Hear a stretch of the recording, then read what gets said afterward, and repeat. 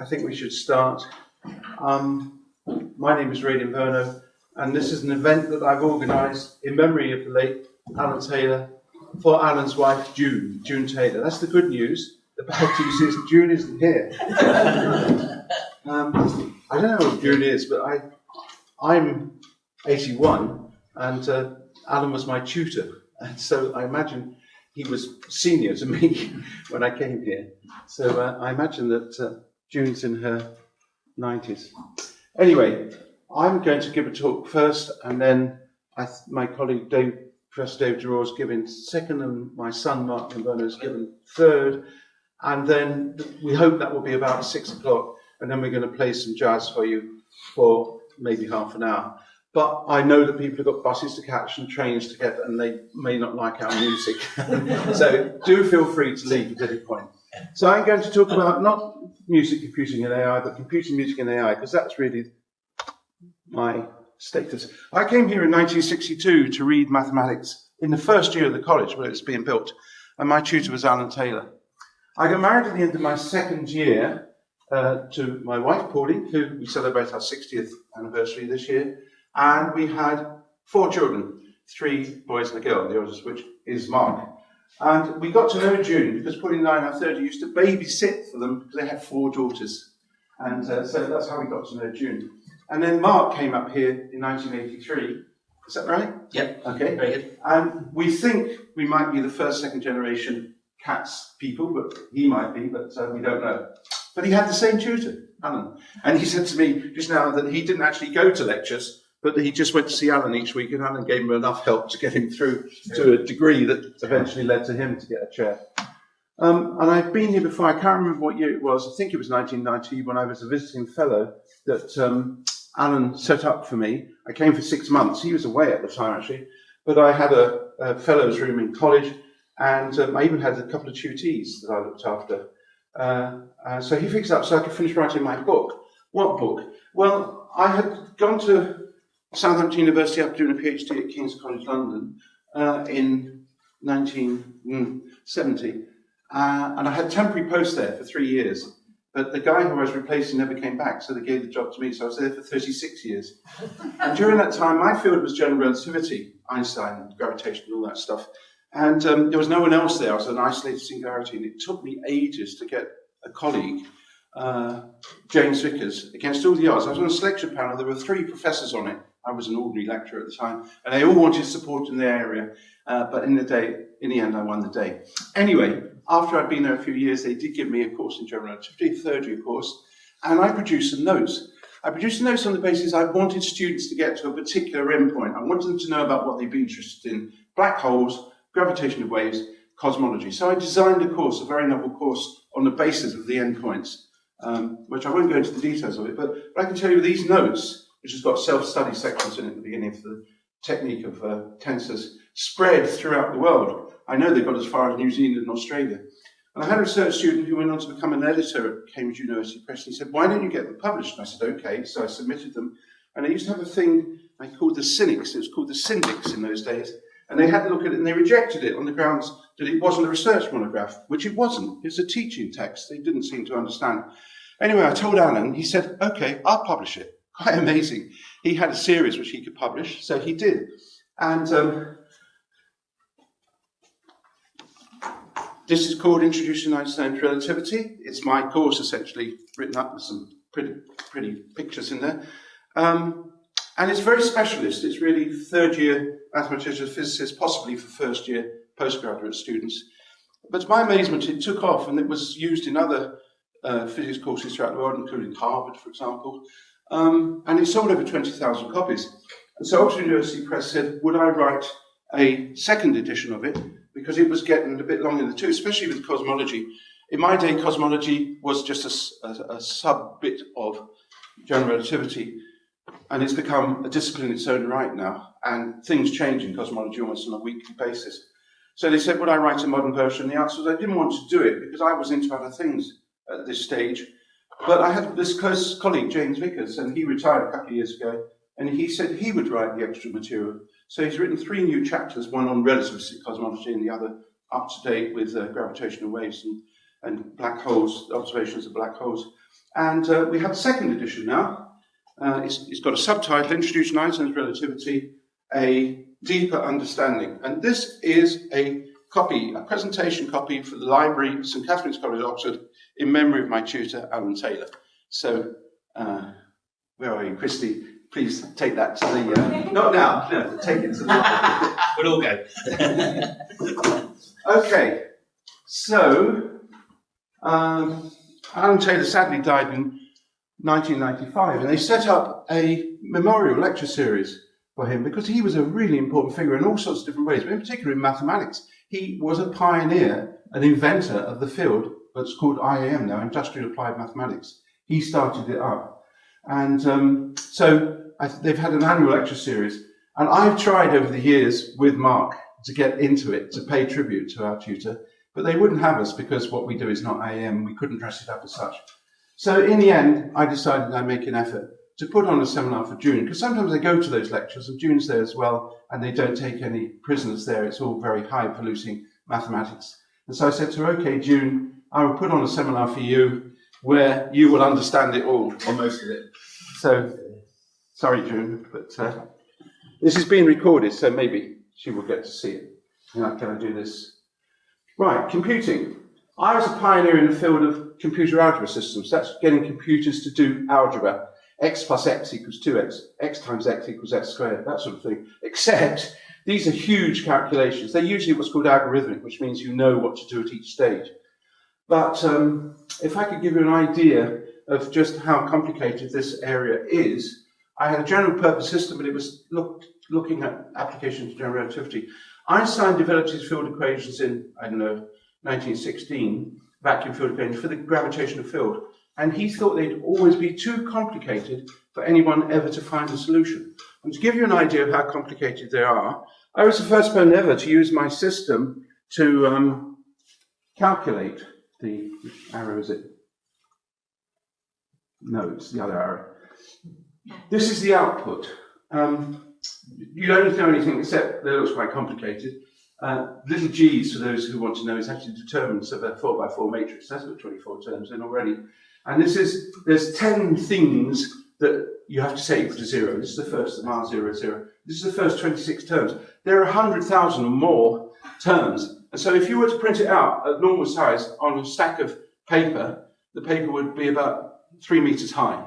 So these are complicated equations, which is why I thought no one ever solved them. So it was an amazement. Within 2 months of the theory being published, Schwarzschild came out with a solution. It turns out to be just about the most important solution. It's very simple, but it's very symmetric and static.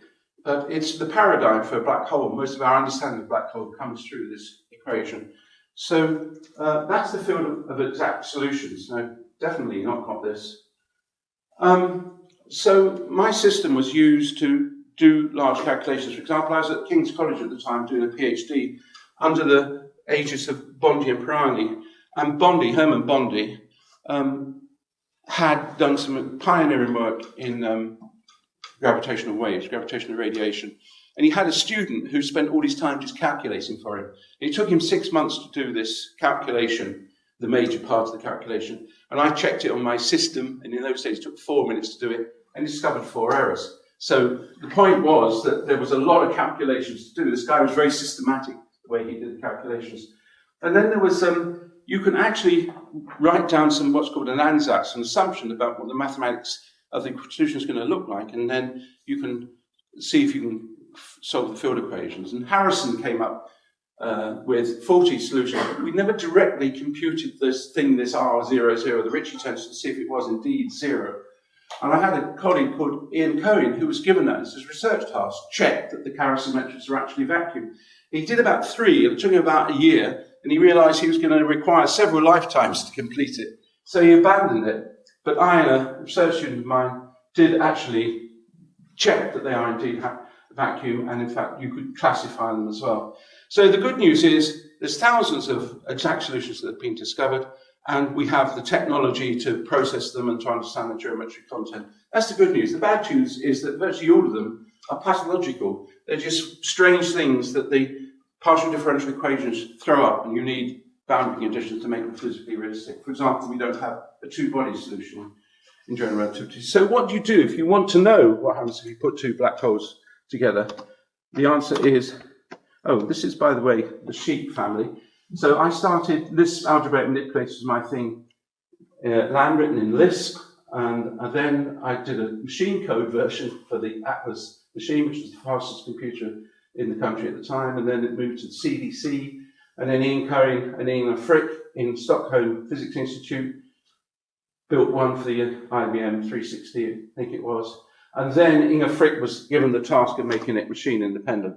And he developed a thing called sheep. I don't know if you get the joke, it's lamb grown up sheep. And then another, Stockholm Institute took it over, and another student of Bertrand Laurent, who was the head of the institute, developed something called Classy for classifying geometries.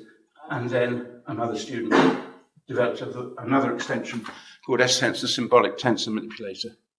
Let me do that. Right, so exact solutions, big part of the field at first, but it doesn't seem to take you very far. But you want to solve equations. So what do you use? You use computers again, this time numerically, solving Einstein's equations numerically in a computer. Most people use the 3+1 decomposition of space-time. So space-time is 4 dimensions. And what you do is you assume at time t equals 0, shall we say, you've got the whole of space-time, the whole of the universe. And then you want to set up initial conditions and then have a look at what happens. So you take two black holes, you put them in, and you can evolve the equations forward in time numerically. The problem is, how do you put the two black holes in to start off with? And that is a real difficult problem, especially if you don't really know what's called the freely specifiable independent initial data should be. Turns out it's a very complicated argument. Basically, a gravitational field has 2 degrees of freedom. You sort of go like that, a bit like that. And you can't identify it easily in 3+1. So I developed a more general formalism called 2+2. You can read about it in my book. James put it in, I can. This way you can explicitly calculate what the gravitational degrees of freedom are. And indeed, if you vary the Lagrangian, those who know what I'm talking about, with respect to it, you get the dynamic equations. And at Southampton, we also introduced Cauchy characteristic matching, which is a technique for connecting an interior solution right the way out to infinity. I was an isolated singularity, as I was telling a couple of people before, at Southampton when I went there on a 3-year temporary job in 1970. And it took about 7 years before I had a colleague. I was on an appointment committee with 3 other professors who all wanted support in their area. But I won the day, got James Vickers. James Vickers and I then set up a group, gravity group, and it grew and it grew and it grew, and it's now the largest research group in the university in Europe, I think. I gave a talk there last term. I asked the head of the department, Niels Anderson, someone who I appointed, how big it was, and he said he didn't know.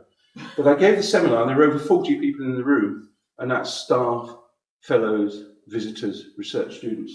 So it's big. Music. I was classically trained, went through the grades. I discovered jazz when I was 15. I formed my own piano trio. And would you believe it, as schoolboys, we even opened a jazz club in North London called the Bushy Modern Jazz Club. I bought myself a bass, taught myself to play bass, taught my best friend, Jerry Regan, to play bass, helped another friend who's called Dave Drum, would you believe, to play drums.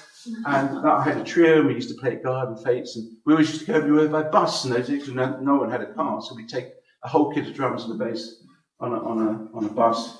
When I came out to, so we set up this club. When I came to Southampton, I saw an advert for a pianist for a group by Eric Gutt, as his name was. Eric Gutt was a very fine trumpeter who'd won a scholarship to Juilliard in the States, awarded by Dizzy Gillespie.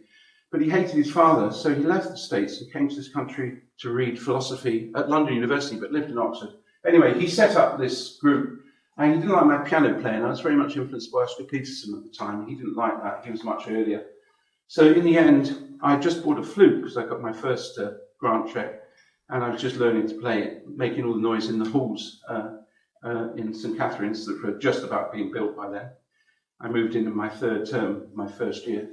And in this group, I played flute and drums, would you believe?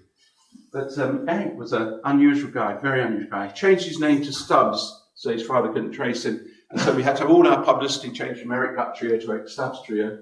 He then got a job at Aston University, I think it was, teaching philosophy, but he fell out with the people there and got sacked, I think. And he's written some really weird books on philosophy and plumbing. I really don't understand Eric. He's something else again.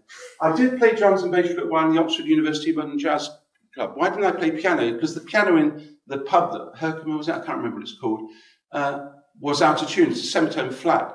And I couldn't play in C sharp and F sharp. I don't know if you can. But they had a guy that could. So I played bass and drums a bit. And I've operated for a semi-professional musician for over 60 years, winning some awards, appearing in jazz clubs, festivals, radio and TV broadcasts. And if you look on YouTube and you put in Radio Inferno, Tina Jazz Festival, you can see us playing at this international jazz festival from where my father came. So it has a particular significance to me. And if you go to part 3, you can see the drummer at the time, Andy Trim, playing the square. So he went around playing the cathedral square where the festival was being held. I ran for the Adult and Continuing Education, a jazz workshop for 15 years. And I always needed a rhythm section, someone to play bass and someone to play drums for the students to work with. And sometimes I would have my son on drums and my tutee, ex-tutee, David Durrell on bass.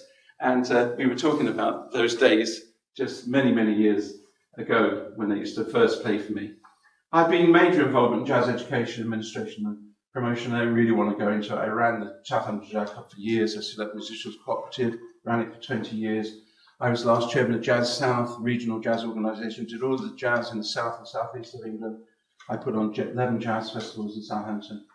The key thing was I introduced jazz studies into the music department at Southampton, and I taught it for 3 years, and it's still going. You can do a pathway in jazz studies at Southampton University, so I'm proud of that. And in fact, a couple of years ago, I don't know what it is now, but they were the top music department in the country, according to the Guardian League table. And I asked the head of the department why, and he said, because we offer jazz and popular music options. You can see my albums if you put in Radio Inferno Bandcamp. Mark got a European Research Council grant to develop the arts for people in Europe for free. And he asked me to write a course on jazz, which I didn't really want to do, but I wrote one on learn jazz piano. And it was a very successful grant, but they didn't get continued funding because Brexit came along, so it looked like it would wither on the vine. But Mark was able to get this organisation called FutureLearn to take it on. It took me quite a bit of effort to get it into their format. But they've been running it, I don't know, that's what 2015 now, I can't remember when it started. Can you? No, that sounds good. Sounds about right, yeah. And I've had, to my amazement, I thought, have 10, 20 people doing it. But I've had over 50,000 people across the globe starting this course. Of course, how many finished is another issue, which I don't have. So just to give you an idea, this is what me talking about what is improvisation, to give you an idea. So I've got a studio in my house. Oh, the sound doesn't seem very good. Is there any sound? Try again. No? Is there any? This is when you run a PowerPoint, you suppress the sound. Or something to say sound as you. Oh well, you don't have to hear me playing the piano on the course because I'm going to be playing the piano at the end. If you're still here, by the way, feel free to go when you want because this will probably go on for a long time in hopes that eventually June might come. Right. Computing, music, jazz, AI. I have little to say about it other than I gave, I think, the first course in the UK on AI in 1983. And I used the book Lisp by Winston Horn as my copy, which was written in 1981. So it's pretty fresh off the ground. We were, I think, as I said, the first university to have an AI course. And one of my students on it, my star student, was Dave Durrell.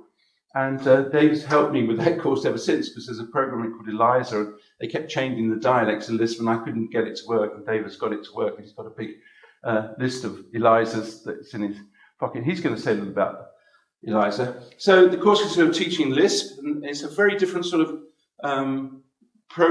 language from a conventional programming language. In fact, the myth goes that you can learn Lisp in about 4 weeks, unless you know other programming languages like Fortran or whatever, in which case it takes 6 weeks because you have to unlearn the way of thinking. It's a functional program, so it uses a lot of what's called recursion, functions defined in terms of themselves. And the applications, we've got research, pattern matching, vision, voice simulation. Voice simulation we had a program then that had the same voice as Stephen Hawking. And Stephen, hooray! June! Oh, thank God you're here. Oh, I'm sorry, but I'm just going to have to start again. Is that okay? Hello, June.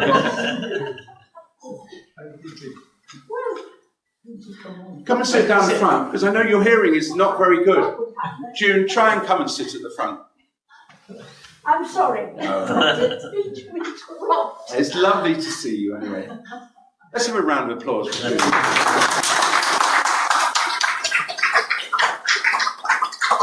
So luckily you're just here in time for me to finish.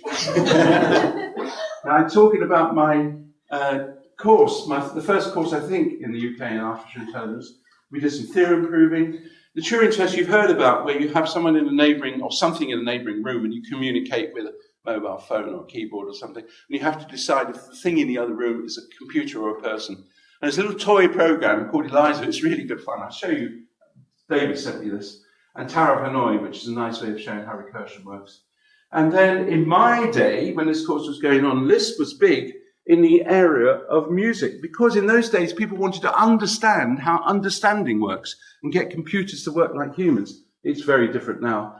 Mark and Dave will tell you about it, but it's basically big data sets, and you have stochastic mechanisms for controlling these data sets, or not, as the case may be.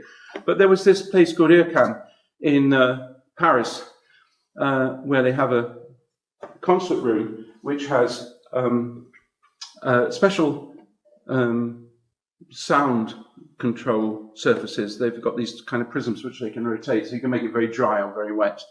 But they used to have loads of composers using Lisp to help them in their construction of composition. These are classical formal composers, or electroacoustical music. But so in those days Lisp was big. And Dave became a world authority of Lisp. I think he knows more about it than probably anyone else, so he can tell you a bit about it. He sent me this the other day. This was when he was a student at Southampton, and they could play with this during their time. And so let me see if I can read this to you, so you probably can't see it. So you talk to Eliza, this program. It says, please tell me your problems. This is Dave. I was telling you earlier that I'm tired. Were you really? Yes. You seem quite positive. Not really. I'm not sure I understand you fully. I'm tired and I'm hungry. Is it because you're tired and hungry that you came to see me, Eliza says. Yes. You're sure? No. Are you saying no just to be negative? No, Eliza says. Please go on. I'm always tired. Can you think of a specific example? Now. What does that suggest to you? That I haven't had enough sleep? You said that you haven't had enough sleep? Yes, that's what I said. Do you feel strongly about discussing such things? Not at all. How does it relate to your problem? I'm tired because I haven't had enough sleep. How long have you been tired because you had enough sleep? This is last Saturday. What other problems do you have? Just that one. I'm not clear as to what is your situation. Eliza, I'm very tired. Do you believe it normal to be very, very tired? No, I don't. Don't you like talking to me, Eliza says. Yes, you're a good laugh. I'm not sure I fully understand you. You make me laugh. We were discussing you, not me. You are just a machine. Do computers worry you? Machine, computers, you see, it had a sort of inkling of understanding, and it could store things in its memory, and it could refer to you. Earlier, you mentioned something rather, it says. Okay, finally, I showed you what Tower of Hanoi is, moving a stack of disks onto another target pin using the other pin as workspace, and that was showing when you came in. And here's the program for doing it. So the idea is that there's some monks playing this game with 64 disks, and when they finish, it'll be the end of the world. Should we be worried? And the answer is, if you do the calculation, is if they do one move a second, it takes about 10 times the age of the universe as we believe it to be from the Big Bang. So the answer is no. And here is the program. So the first one is just calling the pins A, B, and C, and the number N is the number of disks you've got. The second one is just telling what you do. It just says, stick them in this order on this pin. And then the last one is this recursive mechanism that says, well, you've got N disks, move N minus 1 to the spare, then take the big disk and put it on the target pin, then move the N minus 1 onto the target pin. And so it just reduces the problem down by one each time until you get down to one. There's only one disk to move, and that's easy. So it's a beautiful little idea of recursion. So beautiful, I think, that I'll stop at that point and pass on to Dave. Thank you. You want to mention that you gave the book, coming to June, that you've given the book to the library and it's based on that? Maybe just take 1 minute. This is my second edition of my book written by my colleague James Vickers, and it says presentation copy for the Library of St Catherine's College, Oxford, in memory of my tutor, Alan Taylor, signed by me. So I gave them a copy of my first book. I got a nice letter from the master, so that was good. When was it next to you? Thanks very much, Ray. Yes, so they asked me what year you taught that, and I actually, to my own surprise, found that I had the lecture notes in my office, and that's that ELIZA program. And I also loaded ELIZA, the Lisp code onto my laptop, and it runs, and I'll show you that in a second. I have the same book. I also have the Lisp 1.5 Programs Manual, which is, you have to have that if you're a Lisper.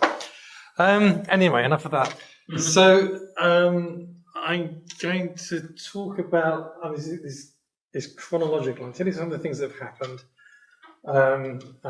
Really, I'm talking about AI and music in the context of AI. I'm going to come at it from a technical viewpoint, perhaps, whereas Mark will come at it as a musician. So let's see what happens.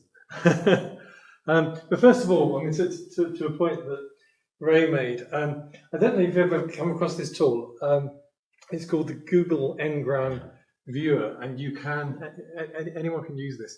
You can look up words and phrases and find out the frequency of their occurrence in the Google Books collection. So this is an interesting plot.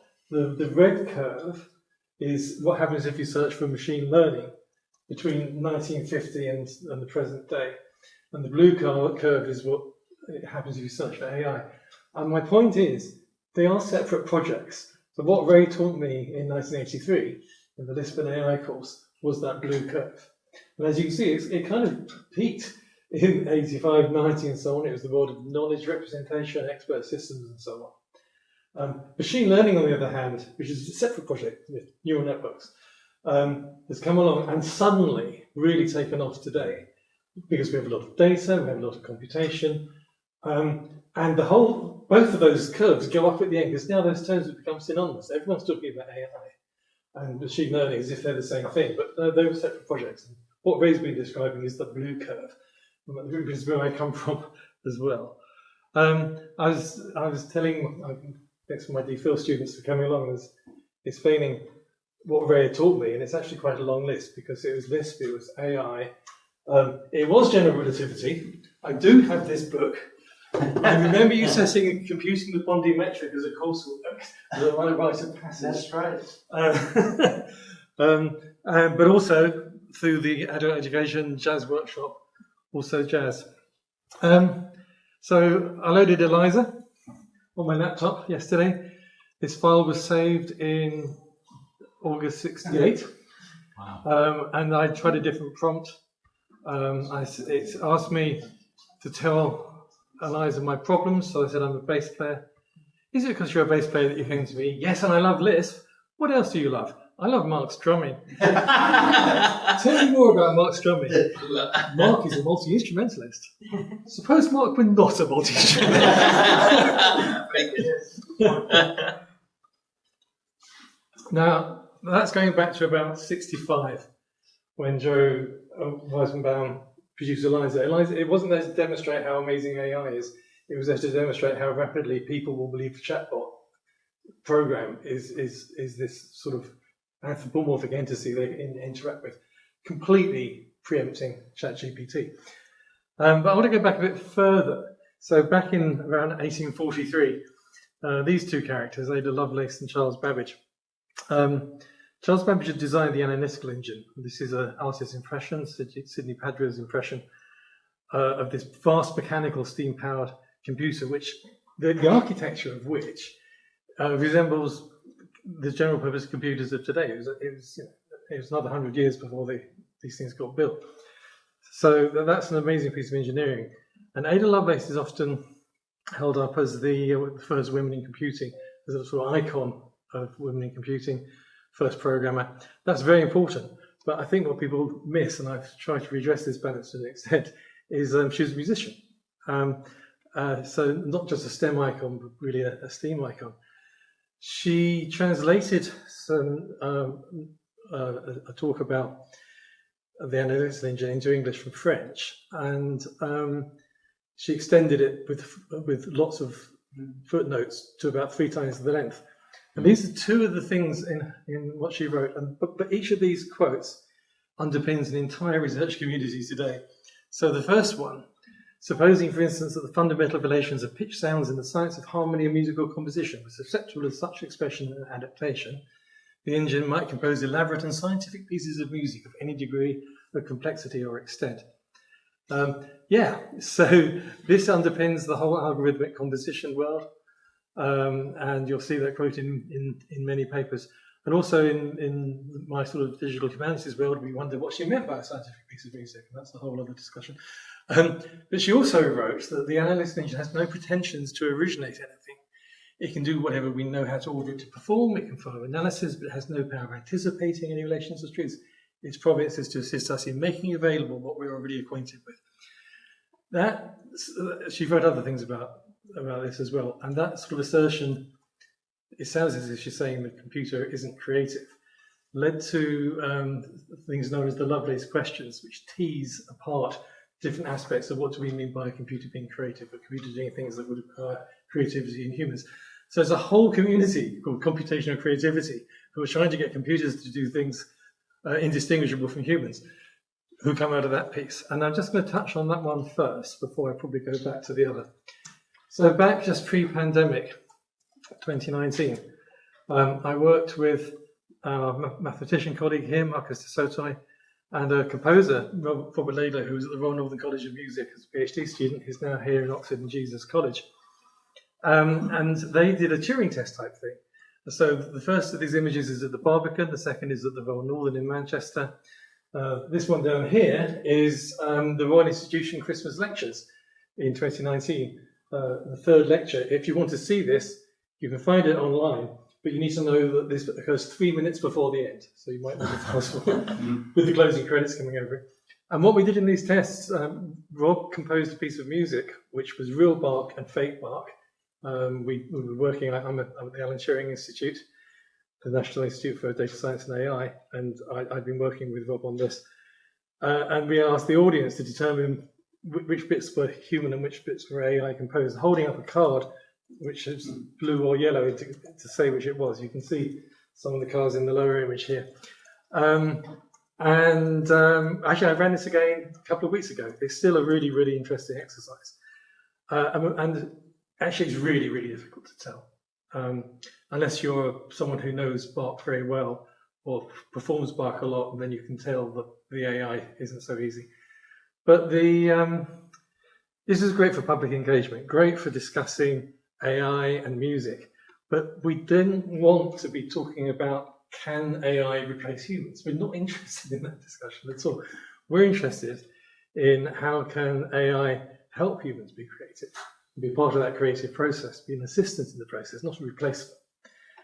So also 2019, Robert created this piece of contemporary classical music, which was made with AI about AI. This was performed at the Barbican, themed on Lovelace. Again, she doesn't leave us alone. This piece was performed, including a text that was AI generated. I won't go through this in detail, but we generated the text here in Oxford by taking the correspondence between Ada Lovelace and Charles Babbage, which is on deposit in the Bodleian. And we went through what now would be referred to as a large language model, but we needed a language model based on 19th century correspondence, not on the internet today. And so we built a language model based on a corpus in the Bodleian called Electronic Enlightenment. And we generated this kind of ghost Ada Lovelace, and Rob would send me a prompt and I would send back the response. There's lots of things we could say about that. And occasionally it was really, really good, and then we Google it and it was something Ada Lovelace had actually said, which is one of the issues. So that was our early work generating music and also in composition and also generating text. Then there was a pandemic, and my colleagues at the Royal Northern, together with a colleague at the University of Manchester, Ricardo Clement, got together the PhD students and over 2 or 3 years produced lots of music using AI. And this is all online, and I recommend people look at it. It's obviously an in-joke that this group is called unsupervised because that's a way of doing machine learning. We also, events in colleges, just coming out of the pandemic, did the single most complicated production, a live event that I've ever done. It's called Sound of Contagion. It came out of Torch, which was Research Center in the Humanities, and the collaboration with Berlin. We had people in Cape Town on Zoom, people in South Africa, in Berlin on Zoom. We had 2 ensembles in different rehearsal rooms. We had the main auditorium here in Wolfson, and there was so much tech, and it worked. I can't believe, I never want to do it again. I can't believe, and that's one of the things about AI music. You end up with a lot of IT in the performances. I've got a laptop there. That's more than enough for me tonight. But I wanted to mention that also because Torch, for people in Oxford, has just created a performance hub. So there's now a focus in this institution for people involved in performance and practice research. There's always been a lot going on across the institution, but there hasn't been a place where there can be a web page and we can talk about these things. And everything I'm talking about here is the sort of thing we're talking about in the Performance Hub. But now I want to go to Lisp again, actually, and that sort of earlier period. But if we just read a little bit of this description.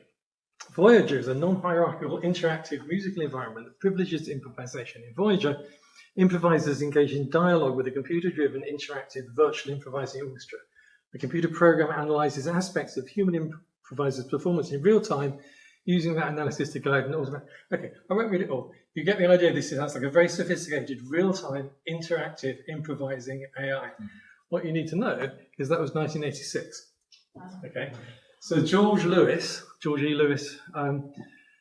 at Columbia now, is a trombone player, and he built this software way ahead of its time.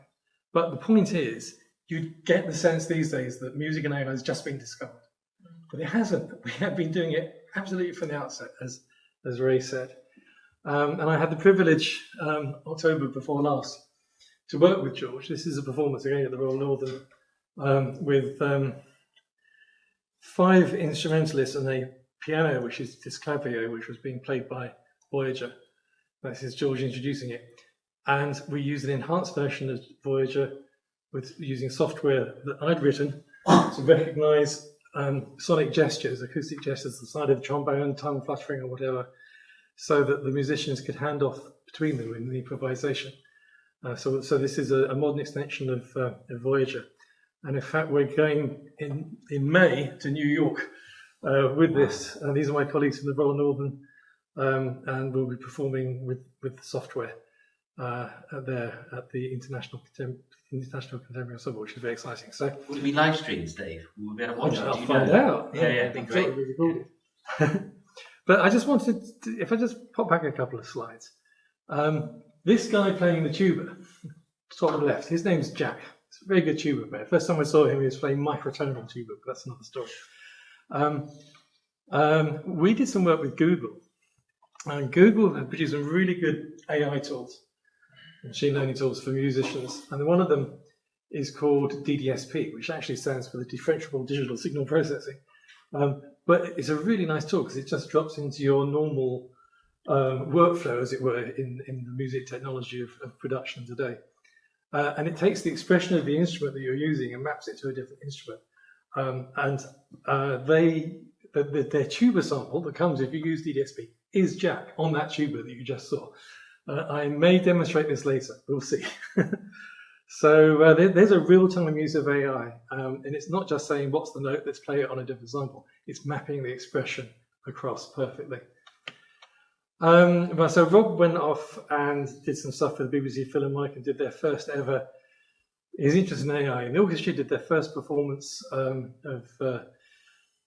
his piece called Silicon involving AI. This is a video which you can find online, which is a New Scientist article about it. While he was doing all this orchestral stuff, me, in Keble Road in the Eve Research Centre, got together with the local hip hop collective from Blackbird Leys. So the guy there is, you can see is Rawls, and the others are Kingsley, Easy, and Samuel taking the video there. And it's a little pop-up studio in our conference room. And they produce music, hip hop, for every decade from the 50s, 60s, 70s. Obviously, there's a bit of a thought experiment going on there, but to the future. And this was us doing the future track. And then again, I used that text. So based on Rawls's hip hop lyrics, we generated some AI hip hop. And this is this piece of music, which you can find on Bandcamp, is called "In the Hands of Painters." But yeah, it's not bad, and I can show you in great detail what we generated and what Rawls used and how he responded to what the AI had done. So AI becomes a kind of distorting mirror. It learns your stuff, it produces stuff, you see that, you respond, it responds, and so on. So that's part of it in the creative process. We did it in the old fire station. This is me upstairs in the sort of black box theatre. I was the curator of the future. I like that title. And you can find these things online. But just thinking of the future. So George was talking about this back in the 80s. If you talk to him today, this is a recent quote from him. Thus, it's come to pass not only that improvisations by creative musical machines are often indistinguishable from those created by humans, but also that they need not be so distinguished. So we spend a lot of time agonizing over it. Was this AI? Was this human? Yeah. I think we should give up. AI is pervasive. Tools we've been using for a long time may or may not have AI in them now. When we did that mock-up of the future piece, we just pulled in every AI tool we could into the workflow, and there are many, many tools.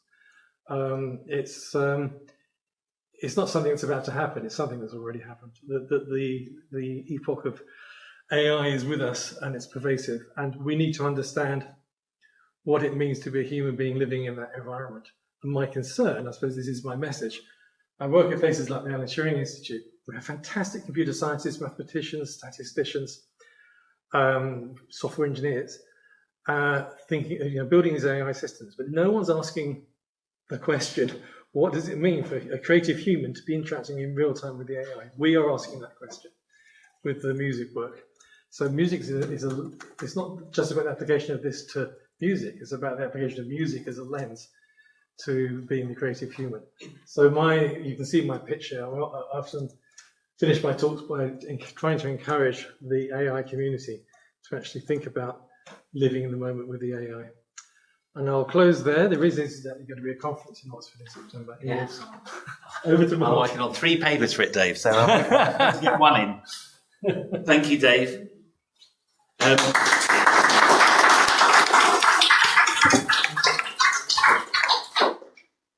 Right, I really, really, really do need the sound and the image to work. So, Dad, if you want to talk for a minute about what's happening afterwards, so I need some technical help. So, otherwise, I'll just play the piano for 20 minutes. Screen mirroring. Where's my technical friend gone? Okay, brilliant. So if I do it from here. So after Mark's finished, the idea is that the 3 of us are going to recreate old times and play some tunes for you. But it might not be to everybody's taste, especially if you're a music lover. So we will understand if you leave during the course of it. I mean, I spend most of my time playing in pubs and bars and stuff, so I'm used to people leaving. Usually it's a noise of a coffee machine going or whatever. So please feel free. It's an informal. It's more for fun for us to relive our old days and to give June something where she can understand it, because there's nothing to understand really. Right, okay, so I'm going to be less than 20 minutes. The reason I'm typing there is because I'm responding to what Dad and Dave are doing, and I'm trying to rewrite my talk every time one of you says something. So that is improvising. I'm not doing my emails, I promise. So look, I've never spoken at St. Cat's. I was trying to type in yay there because this is the first time that I've come back and given a talk. So what a joy. It's not that much of a joy that the technology, as Dave says, even giving a talk. Oh, that's not very fair, is it? Hold on. Try another.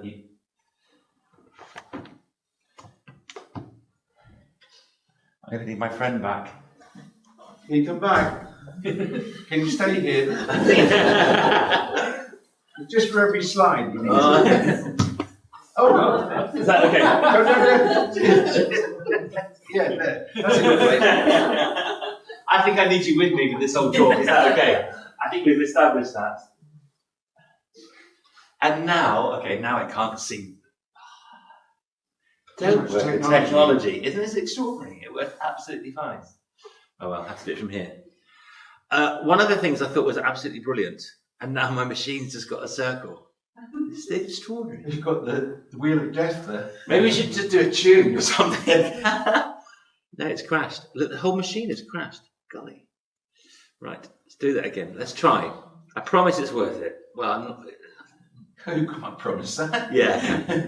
It'll be fun. So I have to force quit the software I'm using and reload it. It says it's not responding. We don't know why. And that's not a problem I've ever had with Keynote not working. Dave, have you ever had Keynote not working? I don't use it. So no, you haven't by logical deduction. So here I go again. And we will play music if this doesn't work. Dun, dun, dun, dun. Just while you're doing that, when I'm going to play later, it looks like I'm going to be playing this piano. It's got an internal sound, but I'm not. I'm going to use it as a mother keyboard, and I'm playing a program on this iPad called Ravenscroft 275. Ravenscroft 275, a German who went to the States and invented a piano with all new materials, and they cost about $200,000, so they're quite expensive. But then he got interested in technology, and then he produced, with loads of sound modules, produced this program called Ravenscroft 275. It costs about £100. And it's just amazing the control you can have. You can even control the sound of the pedal going down on the piano. So I'm going to be playing that, and so it might take a little while to get going because he's taking the plug out of the piano. Sorry, I am going to look. First thing I want to say is how brilliant. So Ray decided on the photographs to use. This is a picture of me last year giving a talk in Barcelona. A picture of Dave from last year giving a talk somewhere. This picture is from 1983. So your dad looks younger than you. So I was so upset about this that I thought to myself, that and June, that's what I look like. The only picture I could find was with my friend Claire. She's the only one who had a camera. But that's what I looked like 18 when you took the picture of you. And I wanted to say, because it was mentioned earlier, June, that to my great shame, I went to one lecture and I thought it was a bit boring and stopped. And if it wasn't for your husband, he taught me, even though I didn't go to lectures, 1 hour every week for 3 years, and he got me through. I wouldn't be here today as a professor without Alan, so thank you. And next time, Dad, That's a good job. if you put a picture of yourself in, I'm going to go with this picture. So Dave mentioned creativity, so I am going to speak about creativity. So I couldn't resist, so I wasn't going to. I'm going to show you some systems, then I'm going to talk about it, because this is big, and in much the same way that Dave did, and then I'm going to try and play. That's the story, as it.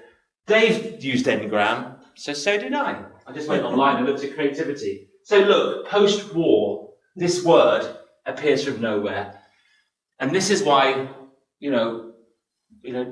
Ray was talking about bringing jazz into classical music in Southampton. Dave was talking about bringing the humanities. This is why I'm so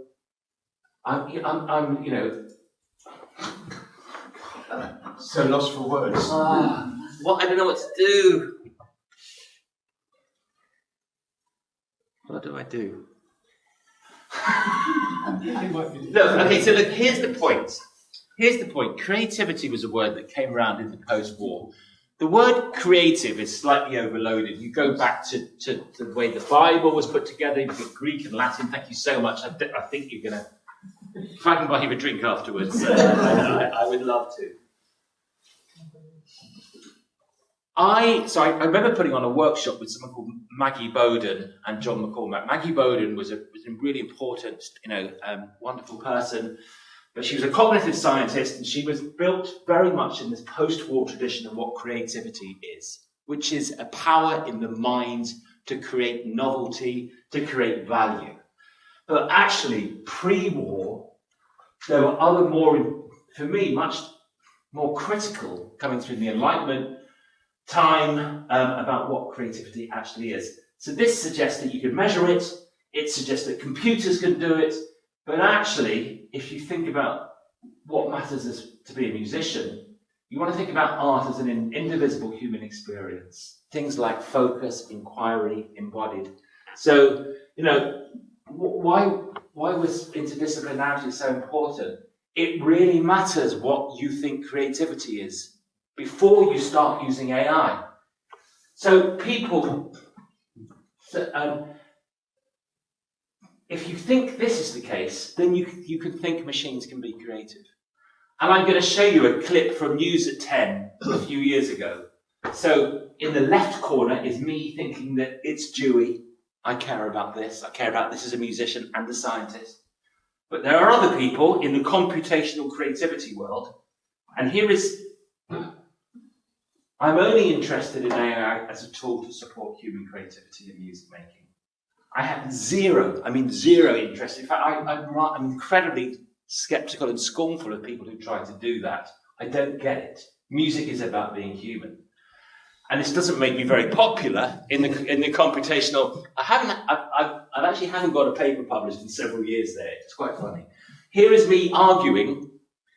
So I'm the musician brought in to play the music of something written by a computer, and is that because it's on battery? That's right. Here we go. This is 1 minute. Click on News at 10. You'll get where I'm coming from. Maybe it might. Hi guys, back in London, let's keep the academics. So this guy's computational creativity. Very lovely guy, very smart guy. How can I turn it up? You do it in there? Here? No, it's. Songs have been set to create an original jazz score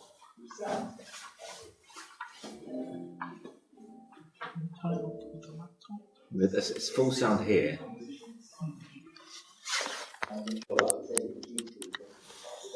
Well, you didn't hear any of that, but the point is, there are very, important professors working in computer science and artificial intelligence who believe machines can be creative. And that comes from a post-war view of cognitive science and creativity that was just brought into existence. And you can trace it back to advertising, a book called Your Creative Power, and this word creativity and how that was brought into modern psychology. I want to play some music now, so is that as loud as it's going to be? Might be. Might be, okay. I just want to show you some systems, right? So all the systems that I've worked with are about what it is to be a musician. And I'm interested in AI to stimulate, provoke, challenge, and the stuff Dave was talking about moment to moment. Here is long-term friend and collaborator who said to me he was a big rival to Erkam, actually, though. He said that Erkam hated Francois Pachet at Sony, and Francois Pachet at Sony hated Erkam. He's very much of the kind of philosophy about being a musician. Erkam, perhaps there's some stuff that's quite hard to listen to, I would say. Okay, but here's one example. Here's one example, just so you get an idea. This is Francois Pachet. He just came to Goldsmiths. I've never played with this new system. I don't know what he called it, but here we go. Here's what it sounds like.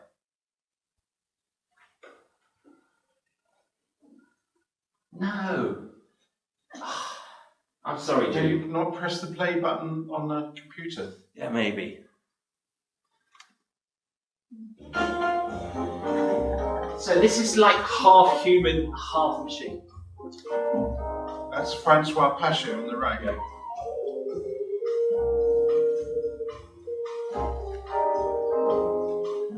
Sorry. Thank you so much. Oops. So he's doing things that he couldn't do as a human, but he still has autonomy, he still has control.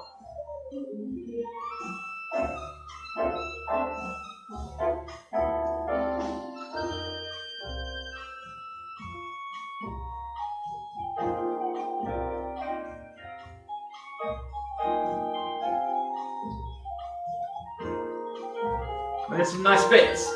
Here's another system, again, I was worked on when I was at Sony, working with Francois, called the Reflexive Looper. The idea is you play in the bass line, you play in the chords, you play in the melody or improvisation, and it's working with you. You become a band. So let me just show you a little bit of this. So you play in the bass line, and you play in lots of different bass lines. It takes time to feed. Dave talked about lots of data. This is before big data. I'm playing in everything myself. Okay, that's a bit boring. Let's do a bit more. Now I'm playing the tune. You get the idea? What I'm doing here. So the bass line is me, the chords are me, but there's copies of myself playing with each other. So technology enables me to become better, not better, different. It explores some ideas. So you get the idea. The idea that we can be better.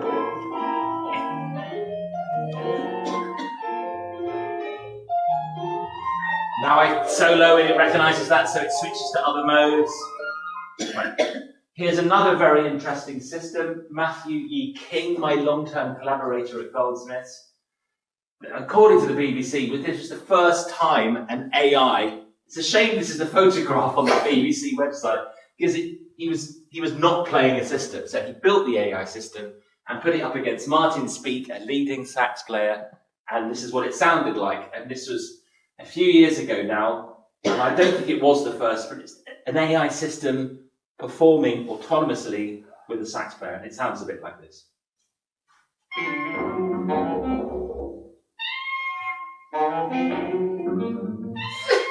Not everyone's cup of tea. Okay, it wasn't that short, that's slightly edited, but I recognise the time. When you put it on here's something.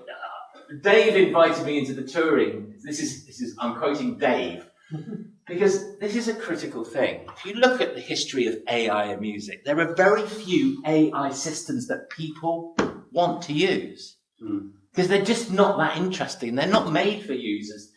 People don't like to give up their creativity to a machine. That's not, but the system which I'm about to try and play for you, if the technology works, don't go anywhere, this is a really extraordinary story. So it's really Matthew's the programmer and I'm the musician, so we collaborate and we've built it together. This is a proper piano player. He's very well respected in Barcelona. I was on sabbatical. He came and played with the system.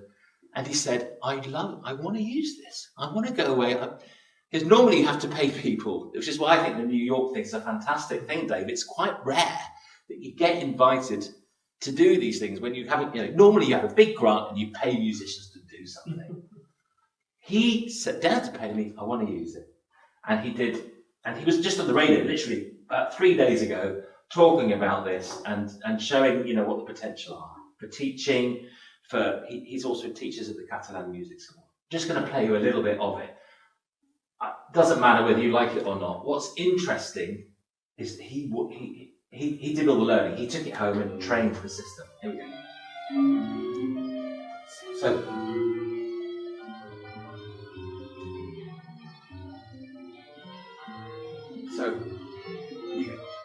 the AI system's playing, violin's playing, the piano's playing. This is a bit more esoteric, shall we say. It's not harmony, but the system is triggering different events. He's not playing. So I put this slide in because Maria Pia is a singer who worked with John Taylor. John Taylor, Dad, you mentioned him, didn't you, at some point just now? To Dave, when we were rehearsing? Anyway, so she's a famous singer, and I was working in the Polytechnic de Milano. It's a really hard problem to get musicians to want to use AI. This was a 3-day workshop. I played some of it. And she's really keen to use technology. And we built this thing with feedback, so she had a sense of what the machine was seeing in her, moment-to-moment interaction that Dave talked about, a really critical part of being a musician. Lots of us working on this thing. Sorry, yeah, private. That's I didn't mean to do that. it's a really hard problem to build something that people want to use. And so here are some of my reflections, and they're very aligned with Dave. You can't do AI without doing ethics really seriously. We as academics, as anyone working in this field, you've got to take this seriously. What matters is music, and what, you know, a lot of the big companies and what some researchers who just want to show you how good at AI they are, they miss the point that music is a human thing, you know, hence the humanities and the criticality of that. There's a very important thing that Stuart Russell, who's a British mathematician now at Stanford, Dave, is he at Stanford? I think he's at Stanford. He said the value alignment problem. The challenge for now is not AI that can be like humans. The challenge is to make AI that's behavior, what it does, what it embodies, how it acts, is provably aligned with human values. And that's something that I spend a lot of time in my own research. But things like most musicians, most creators, they don't want to give up their creativity to a machine. They want to be provoked by it, stimulated by it, challenged by it, taken off a normal trajectory by it. You give it more autonomy, it doesn't have so much trust. So there's a balance between autonomy and trust. And, you know, this is the musical experience, going back to Dewey. You want music to be rewarding for the player and the listener, and we're going to show you how to do that later. So I don't know, Dan, it's your call. Do you want me to do 1 minute trying to play, or should we move to doing proper music? Okay, go and do it. Try and be quick. Actually, Francois Page is amazing. Looking him up on the internet, Yeah. one of the things he does is you play something to the system and it echoes it back, but it has its own version of it, and so you can use it for composing. So you can play something, and very often the machine echoes back something which is more interesting musically than the original thought. So he sees that as a sort of device that composers can use to get some new ideas.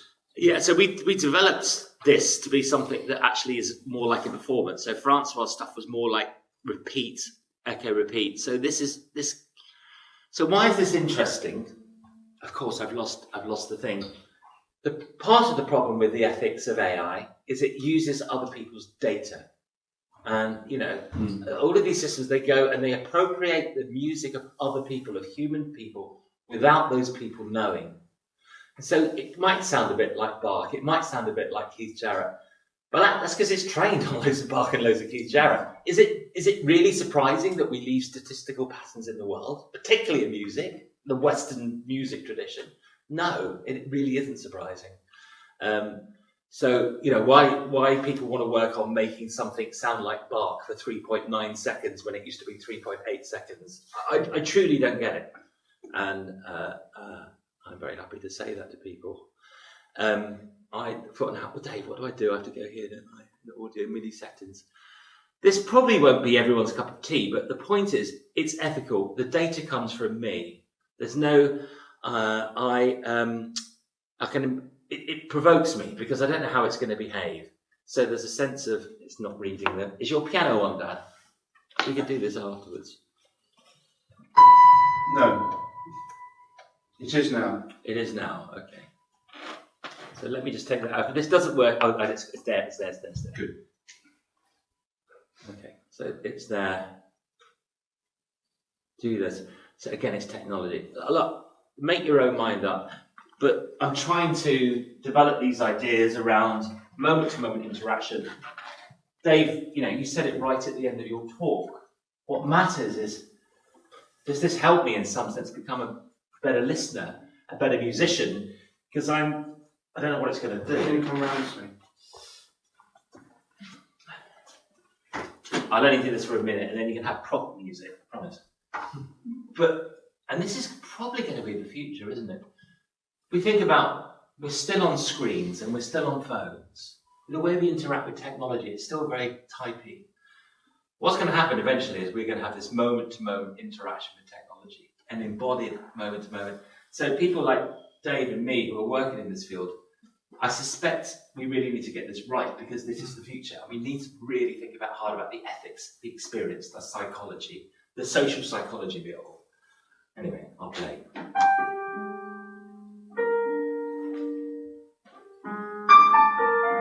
going to take my hands off because both sounds are the same.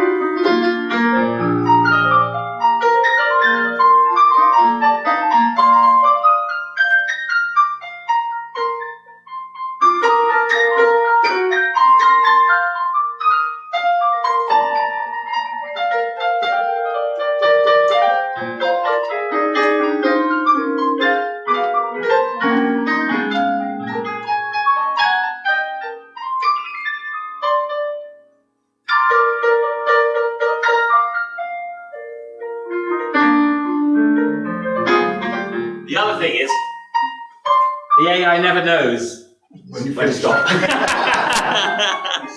there's nothing I can do about it. And it's a really hard problem. So I'm afraid there is no special magical moment of machine and human coming together. But anyway, thank you very much for listening. And now we're going to play some music. My friend. And she saved me about 3 times. Are there any questions? I told you, I'm going to turn the thing off. Still going, and it will go forever, yeah. You've had your chance, AI. That was it, my friend. Right. Well, it shouldn't be playing. I don't quite understand it. Dave? It's not plugged in anymore. Now, this is the moment. Everyone said this is what's that moment called? Singularity. Singularity. It's just happened.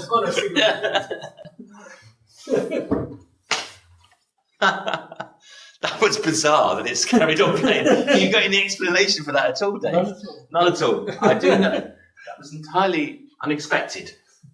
That's the Well, pressure. we can't- Yes. It's real, it's happening. I'm out of a job They've now. taken over. Yes, exactly. I can't need it explained. Are there any questions Yeah, while we sorry. set up? Oh yes, okay. To the back first and then here. Thank you. I find it completely fascinating what you're saying about creativity and working with different industries.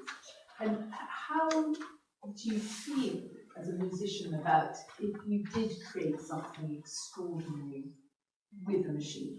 In this, you play, it plays back, you create something, it's co-composition. I mean, who in the end does own that? Do you feel that you own that in the way that musicians have owned their opus in the past, or do you feel uncomfortable about that issue? I'm not talking about intellectual property rights, but was it to own something co-created with machine? Do you want to go first, Dave, and I'll go second? Yeah, because actually, Great question, by the way. One question for you. Thank you for asking. How do we feel? Because that's basically It's really interesting. important. Yeah. And I'll give the easy answer to a slightly different question, which is, sorry, obviously there's a lot of discussion about who owns what with AI at the moment. One of the things that people don't recognise when you see this in the media is that the position in the UK is actually different to elsewhere. So we've had copyright on computer-generated works for a very long time in this country.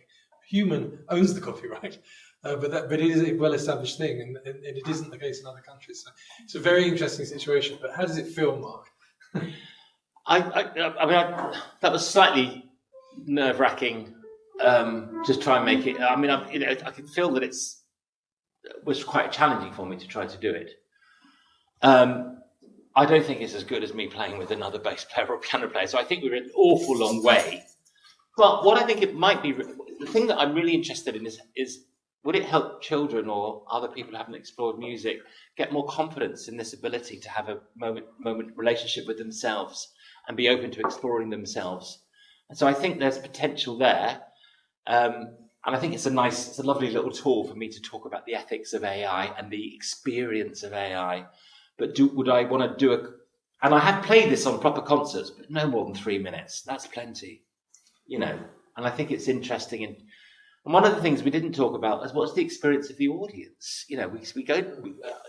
it's a really hard thing, but it's often overlooked by AI researchers working in music. If we believe that music is about the experience, then we often overlook the experience of the audience. So I feel that was tough for me, but I don't feel anywhere near. I'd rather still play with Ray and Dave later. But you can make your own mind up about that. Not later, but how about now? There was one more question. Thanks. A lovely question. Thank you. Yes. I was just wondering on the ethics standpoint, is possibly leaning more into machine learning. There's a voice synthesizer program that's come out recently, and one of their, I guess, advertising points is they use AI, but their data set they got by commissioning singers to specifically, like, you are going to sing these things, and that gives us a data set. We're specifically doing this for AI. Do you think this would be, like, a good path forward, or potentially maybe a red herring? Dave first, then. Any thoughts? Yeah, I think that a lot of the things we're thinking about are probably already happening, and it is already the case. And we found this with a hip hop track. We could generate all sorts of things in the style of various people because they've given permission for that. So some artists have actually made the material available for reuse in this way. So I think we're seeing the infrastructure of music adapt, and that's what happens in music. At any point in musical history, there's a genre that comes out of the technology of the time. We're seeing that happen now, and we're seeing the ecosystem adjust. Yeah. So I you will get to play the piano, Dad. So I do another talk, and Dave and I gave a talk recently at Jesus College and shared the platform in the same way. There's something extraordinary about music when it touches you. And we talk about this, I think the English, we say it sounds right.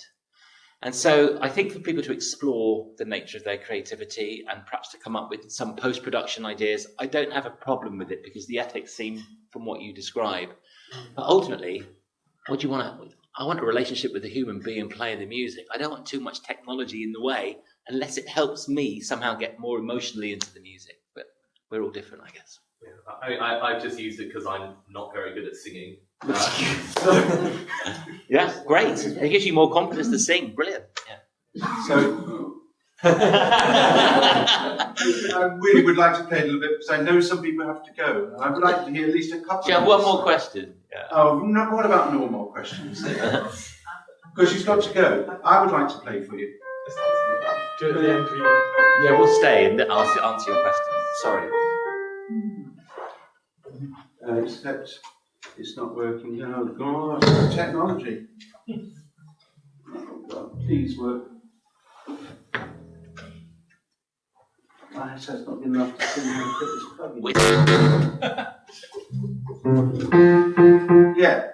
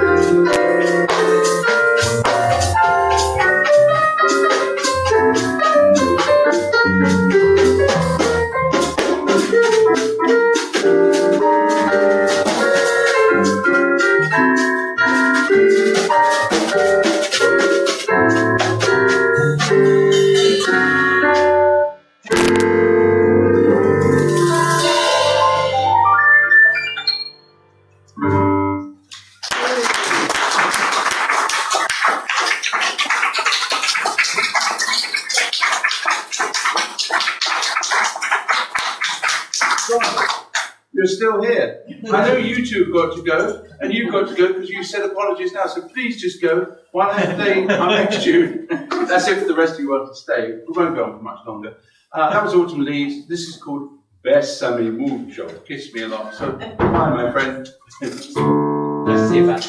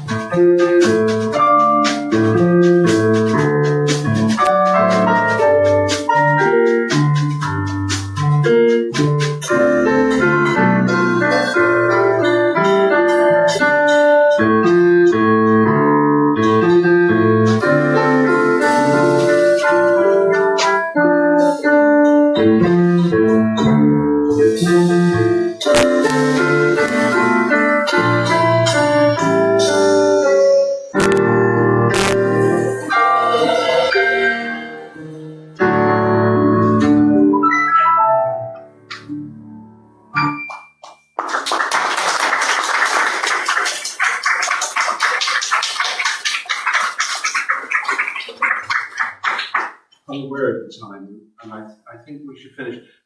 We had a few more things, but one thing I wanted to play was me playing. I can't remember the name of it. What's that called?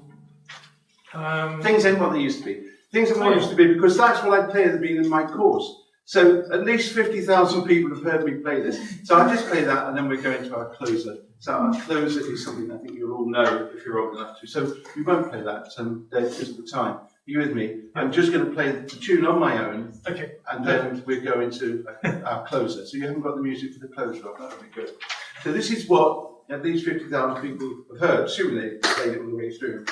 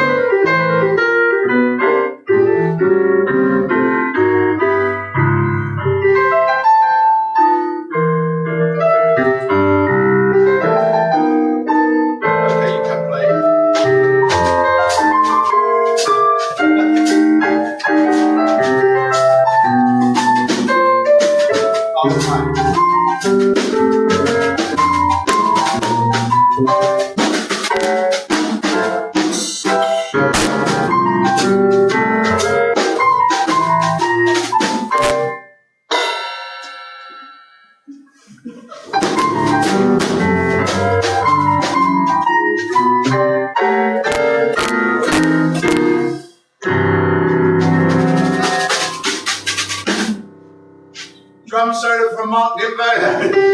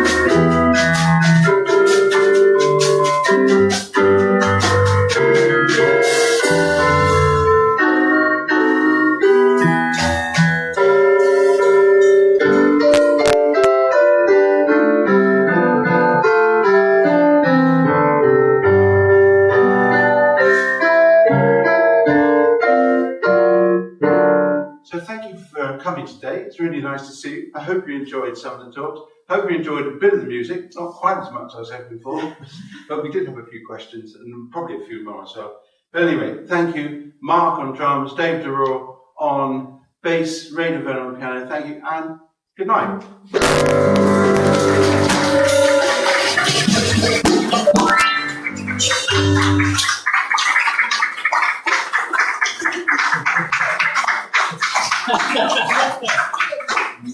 Thank you very much. The key thing is, did June understand it?